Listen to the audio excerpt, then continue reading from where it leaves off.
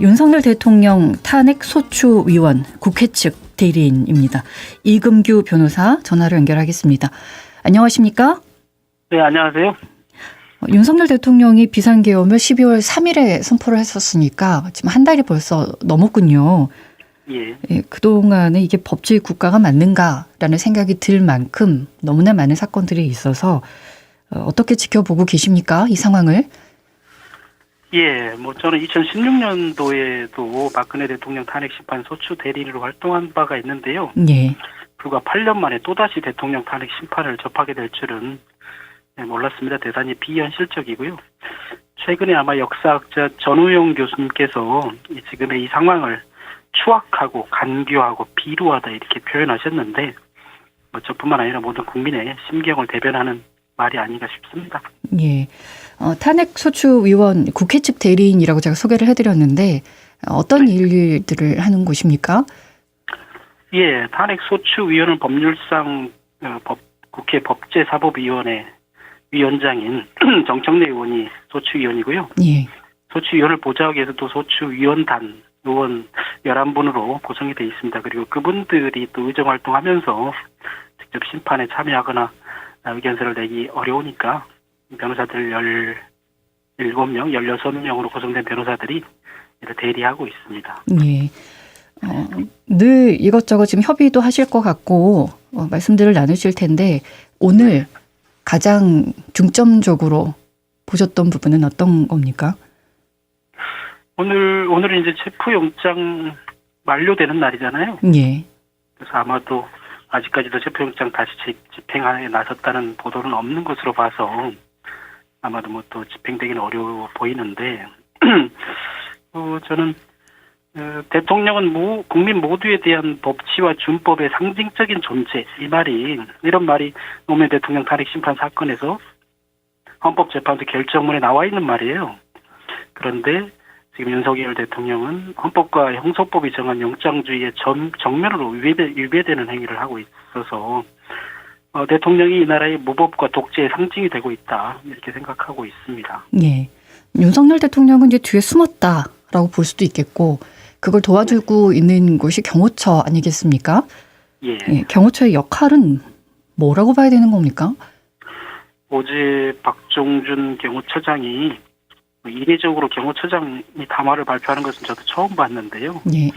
본인들의 역할은 대통령의 신변 안전을 최우선적으로 보호하는 거라고 얘기했다시피 경호처의 임무는 대통령의 신변 안전을 보호하는 건 맞습니다.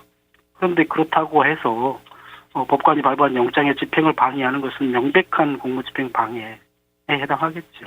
예. 알겠습니다.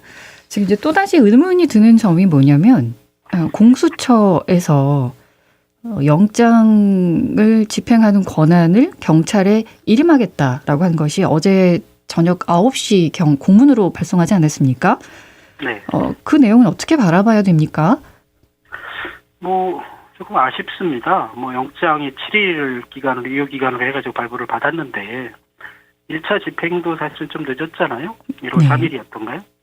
그리고 어제 9시면 이제 불과 하루 정도 남은 상황에서 경찰에 이거를 집행을 위임했다고 하는데 아니면 영장 집행에 실패한 뒤로 곧바로 위임을 하든지 사실 좀 대응이 좀 너무 늦었다고 생각하고요. 예. 결국은 경찰에서도 대응이 필요하고 준비가 필요할 테니까 앞으로 오늘 12시까지 집행이 가능하겠나 이런 생각이 들고 예. 다만 이제부터라도 영장은 다시 발부받을 수 있는 것이니까요. 준비를 철저히 해서 집행을 해야 한다고 생각합니다. 근데 이제 공수처의 발표를 보면 강한 저항을 생각하지 못했다라는 표현이라든가 아니면은 이제 경찰에서 현행범으로 경호 인력을 체포하겠다라고 했을 때도 공수처는 만류를 했다는 이야기도 있어서 이런 부분들을 보면 의지가 있었던 건가 이렇게 의문이 들 수밖에 없어서 어떻게 바라보십니까? 예, 저도 다른 분들이 다 지적하시는 바와 같이 준비가 매우 부족했고 의지도 박약했다라고 생각합니다. 어차피 공수처는 무장 병력이 없으니까 또 무장도 없고요. 국가수사본부나 경찰하고 처음부터 철저히 준비를 해서 경호처장이나 경호처 간부들이 영장 집행을 방해하는 경우에는 그 현행범으로 특수공무집행 방해죄를 입건해서 바로 체포했어야 한다고 생각하는데 예. 그 부분에 대한 결연한 의지가 좀 부족하지 않았는가 이런 생각이 듭니다. 그럼 경호처를 저지하는 이유는 뭐라고 보시는 겁니까? 의지 부족으로 그냥 처리할 수 있을까요? 그러기에는 너무나 엄중한 사안이기 때문에요. 뭐 의지 부족도 있지만 사실은 경험 부족도 있지 않을까요? 공수처가 수사나 뭐 특히 인신을 체포 구속하는 경험들이 많이 부족해서라고도 생각합니다. 예. 근데 이제 집행하는 것만 뭐 보내주는 거고 수사는 우리가 계속하겠다라는 또 의지는 비쳤기 때문에 경찰에서도 이건 받을 수가 없다. 법적으로도 문제가 좀 있어 보인다라는 얘기를 해서 이거는 또 법적으로는 어떻게 해석할 수 있습니까? 가능한 일이긴 합니까? 경찰에 이렇게 공문을 보내서 요청하는 것이. 가능한 일일 텐데요. 그런데 이제 그보다는 처음에 1월 3일자로 영장을 집행했을 때처럼 공수처와 경찰이 함께 집행에 나서면 될 일인데 예. 뭐 자기들이 아무리 무장 병력이나 무장이 없다고 해서 경찰로 그냥 다 이관을 다 떠밀리는 듯한 그런 태도는 별로 바람직해 보이지는 않습니다. 예. 그래서 비난을 받고 있는 게 아닌가라는 좀 생각도 듭니다. 예. 판사가 체포영장을 발부하면서 형사소송법 제110조, 111조의 적용을 예외로 한다. 이렇게 적은 걸 두고도 일부에서는 위법행위다라는 또 얘기도 나오고 있어서 이건 어떻게 보십니까? 네, 아무런 문제 없습니다. 법을 해석하고 또 영장 발부에 관한 최종적인 권한은 법관에게 있습니다. 네. 헌법과 형사법에 따라서 법관이 발부한 영장인데 그 영장에 형사소송법의 110조, 111조의 적용 예외라고 해서 본인이 영장 발부한 판사가 법조문을 면밀히 확인하고 하루가 더 걸렸지 않습니까? 면밀히 네. 법률을 확인한 다음에 그것을 주의적으로 즉 확인적으로 기재한 것에 불과하거든요. 그것이 무엇이 문제인지 트집 잡기에 불과하다고 생각하고요. 네. 오히려 경호처장이 이런 영장의 유무효를 스스로 판단해서 본인이 영장에 뭐 위법 논란이 있기 때문에 응할 수 없다라고 말한 것이 월권이고 직권남용이라고 생각합니다. 예. 이제 이렇게 적시까지 했음에도 불구하고 경호처가 형사소송법 110조를 근거로 들면서 계속해서 체포도 수색도 막는다. 이렇게 하면 어떻게 되는 겁니까? 제 나름대로 이제 뭐 개인적으로 한번 생각을 해봤는데요. 이제 앞으로는 물리적인 충돌도 불사해야 한다고 생각하고요. 물리적인 충돌을 당연히 예상하고 준비해야 된다고 생각합니다. 예. 그리고 지금 현재 보도를 보면 윤석열 대통령에 대한 영장을 뭐 기간을 연장한다 뭐 이런 말들이 나오는데 사실은 이 영장이 다시 발부되는 거 또 구속영장이 발부되는 것은 그리 어려운 사안은 아닌 것 같아요. 이 사안에서.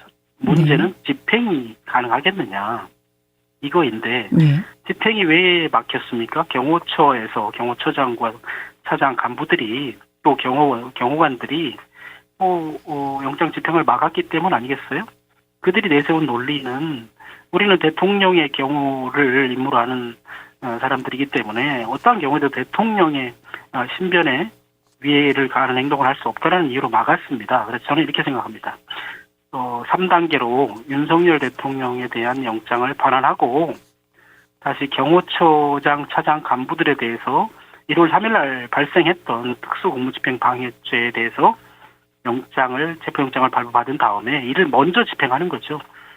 그러면 그 집행할 때는 그 경호원들이 본인들에 대한 영장이기 때문에 우리는 대통령을 경호해야 된다는 이유로 막을 수가 없는 것이죠. 예. 그 명분을 제거할 수 있다라고 생각합니다. 그렇게 해서 경호처장이나 차장 간부들을 체포하고 나면 이제 그 무력을 제거하잖아요. 그러면 이제 3단계로 윤석열 대통령에 대한 체포영장을 다시 발부받아서 집행하면 되지 않을까 이런 생각을 해봤습니다. 예, 좋은 방법인 것 같습니다. 윤석열 대통령 측이 영장을 집행하려고 했던 검찰과 경찰관 150명을 고발하는 적반하장의 모습을 보였습니다. 이건 또 어떻게 해석해야 합니까? 뭐 사회자님께서 말씀하신 대로 말 그대로 적반하장 아니겠습니까? 경찰과 검찰 150명은 법관이 적법하게 발부한 영장을 집행하는 과정이고요. 예. 그 집행을 정당한 공무집행을 방해한 것은 오히려 경호처 쪽이니까 무고죄가 하나 더 추가된다고 봅니다. 예, 알겠습니다. 헌법재판소에서 탄핵 변론 기일을 5차까지 미리 잡아 놓았군요. 이건 어떻게 하겠다는 의지로 해석하면 될까요? 헌법재판을 신속하게 진행해야겠다 이런 차원의 입장이라고 생각하는데요. 예. 그날 2차 변론 준비 기일에서 심판정에서는 재판관님들께서 2차 변론 기일까지 잡았었거든요. 그런데 네. 그날 이제 체포영장 집행을 중단하고 철수했었잖아요. 예. 그 이후에 다시 3차, 4차, 5차 변론 기일까지 2월 4일까지 변론 기일을 잡았습니다. 소정회에서. 그런 걸 보면 헌법재판소에서도 이 재판을 신속하게 하는 것이 맞다라고 판단하지 않았는가 하고 추측해 봅니다. 예. 윤석열 대통령은 어떻게 대응을 할 거라고 예측하십니까? 여전히 저희는 이제 보도를 통해서만 짐작할 수 있을 텐데, 그 변론 기일에 본인이 직접 출석해서 변론을 하겠다 이런 보도도 나오고 있더라고요. 네. 그래서 그렇게 나오고 있어서 직접 출석할 것을 예상해 보기도 하는데, 저희 입장에서는 출석하면 피청구인 직접 신문을 할 수도 있고 그래서 오히려 다행이라고 생각하고 있고요. 예. 그다음에 그 탄핵 소추 사유에 대해서는 대리인 등을 통해서 그 탄핵 소추 사유 자체를 전면 부인하는 입장인 것으로 보여지고 있고요. 저희가 적절히 다 준비하고 대응할 예정입니다. 예, 네. 탄핵소추위원회에서 내란죄는 철회했다. 이 이야기가 좀 많이 나오고 있습니다. 이유를 설명해 주시겠습니까? 예, 그 부분에 대해서 이제 오해가 좀 있으신 것 같은데요, 국민들께서. 일단 헌법재판은 형사재판하고 달리 피청구인 대통령을 파면함에 그칩니다. 즉 유무죄, 내란죄 유무죄를 판단하고 또 그 형량을 결정해서 선고하는 재판이 아니라는 얘기예요. 그래서 형사재판과는 다른데 지금 국회에서 의결한 소추 의결서에 기재되어 있는 내란 행위에 관한 그 소추 사유들은 일자 일획도 저희가 빼거나 더하지 않습니다. 다만 헌법재판인 만큼 이 법정에서 내란죄가 성립한다 안 한다 이런 판단을 할 필요가 없다. 그런 판단을 구하지 않는다. 이런 주장인 겁니다. 예. 그래서 내란 행위 자체에 대해서 주장하지 않거나 처리한 것은 전혀 아닙니다. 네. 그렇게 되면 어떤 점이 좋아집니까? 이 유무죄 판단을 하게 되면 형사재판에서는 엄격한 증명의 원리가 적용이 되고 전문 법칙 등 증거 능력이 또 엄격해지거든요. 네. 그렇게 되면 그 입증에 상당한 시일이 소요될 겁니다. 왜냐하면 수사기관에서 진술했던 참고인 내지는 피해자들이 전부 이 법정에 나와서 증언을 해야 되거든요. 네. 그렇게 되면 얼마나 재판이 길어지겠습니까? 그런 문제가 있기 때문에 저희가 내란죄의 성립 여부에 대한 판단을 구하지 않는다라고 했던 것입니다. 다시 말씀을 드리면 지금 워낙 혼란의 시기이기 때문에 이 혼란의 시기를 좀 더 빨리 신속하게 재판을 끝내보겠다는 의지로 해석을 해도 되겠습니까? 예, 그렇습니다. 예. 그리고 나서 내란 행위에 대한 이야기는 어디에서 그럼 다툴 수 있는 겁니까? 지금 이제 현재 김용현 그다음에 계엄사령관이나 여인영 방첩사령관 등등 지금 입건되고 조사되고 구속된 사람들이 속속 기소되고 있지 않습니까? 네. 기소된 그 형사 법정에서 유무죄가 판단될 것이고요. 지금 윤석열 피의자에 대해서는 지금 내란죄 혐의로 체포영장이 발부되어 있는 상태고요. 그 집행을 앞두고 있는 것이고 집행이 되건 또는 집행이 설사되지 않더라도 내란죄로 기소돼서 재판을 받게 될 것은 자명해 보이고요. 그 재판에서 내란 수괴죄죠. 내란 우두머리죄가 성립할지 그리고 그 형량은 얼마일지는 그 재판에서 결정될 것입니다. 예. 여당 국민의힘에서 탄핵소추위원회에서 내란죄를 철회했다. 이걸 가지고 굉장히 공격을 많이 하고 있는데 그러면 거기에 대한 한 말씀도 주시겠습니까? 예. 한마디로 내란죄 소추 사유 중에 내란죄를 철회했다라고 하는 여당이나 일부 주장들은 전혀 사실과 다르다라고 말씀드리고 일종의 프레임 같은 거라고 생각합니다. 네. 말씀드렸다시피 소추 의결서 자체를 일자 일획도 빼거나 더한 사실이 없고요. 내란죄의 성립 여부에 대한 판단을 구하지 않고 다만 내란 행위 자체는 그대로 소추 사유로 삼고 있다라고 말씀드리겠습니다. 예. 오늘 또 국민의힘에서 수십 명의 국회의원들이 윤석열 대통령 체포가 되지 않도록 한남동으로 향했다는 또 기사도 접해서 이런 내용들은 어떻게 보십니까? 예. 일단 그 전에 방금 앞선 질문에 한 가지 더 추가하고 싶은데요. 네. 그 2016년 박근혜 대통령 탄핵 심판 당시에 국회 법제사법위원장이 권성동 의원이었습니다. 네. 그래서 이제 보도도 나오고 있습니다만 권성동 소추위원 본인이 소추 사유는 얼마든지 기본적 사실관계가 동일한 범위 내에서 공소장 변경처럼 다시 재구성하거나 변경 추가할 수 있다라고 말을 했거든요. 그야말로 적반하장 아니겠습니까? 그때는 맞고 지금은 틀리다는 얘기인데 네. 맞지 않는 주장이고요. 네. 방금 말씀하신 것처럼 대통령 관저로 가서 국민의힘 의원들이 이 체포영장의 집행을 방해하거나 하는 행위들은 그 자체로 또 하나의 공무집행 방해, 영장 집행을 방해하는 공무집행 방해, 공범 내지는 방주범이 된다라고 생각하고 나아가서는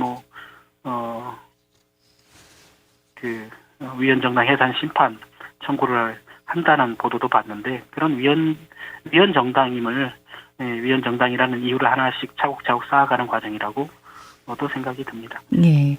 이렇듯 이제 헌법적 질서나 법치주의가 부정이 되고 있습니다. 법률가로서 상실감도 크실 듯한데 어떻습니까? 예, 상실감 매우 크죠. 윤석열 대통령이 이 재임 기간 내내 입만 열면 법과 원칙을 그렇게 강조하지 않았습니까? 예. 사실 법과 원칙을 송두리째 부정하고 또 정면으로 부정하고 노골적으로 부정하는 행위를 했습니다. 그래서 우리가 반민족적이고 반민주적인 친일파 청산을 하지 않았기 때문에 우리가 민주주의를 실현하는데 상당히 애를 먹고 기간도 오래 걸렸다고 생각하는데 이 내란 범죄 행위와 관련된 또 위법한 비상계엄 선포와 관련된 관련자들을 철저히 끝까지 단죄하는 것만이 다시는 이런 법치주의 질서를 무너뜨리는 그런 행위가 재발되는 것을 방지하는 길이라고 생각합니다. 예. 국민들도 법치 국가를 지켜보겠다고 그렇게 추움에도 불구하고 밤새 그 한남동 관저 앞에 투쟁을 하지 않았습니까? 네. 그런 국민들을 두고 공수처는 뭘 했는지 참 답답하기만 합니다. 네, 오늘 말씀 잘 들었습니다. 예, 감사합니다. 윤석열 대통령 탄핵 소추 의원 국회 측 대리인 이금규 변호사와 말씀 나눴습니다.